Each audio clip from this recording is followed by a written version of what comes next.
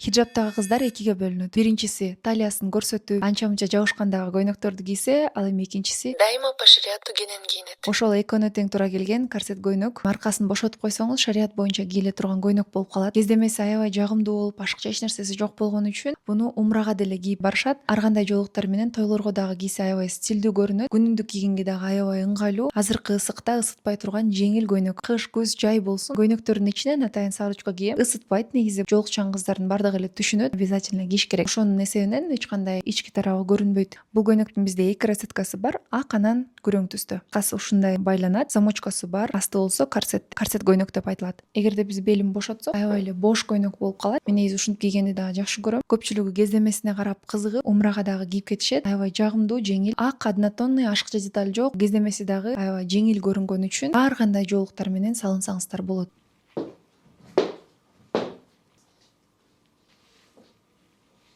Эшикке көп эле жолу кийип чыктым. Аябай жеңил, аябай удобный. Повседневкага кийсеңиздер дагы эч кандай билинбейт, эми мындай оор болуп көрүнбөйт. Жылтырактар менен болгон же болбосо органза же атлас жоолуктар менен бул уже тойго даяр образ болуп калат.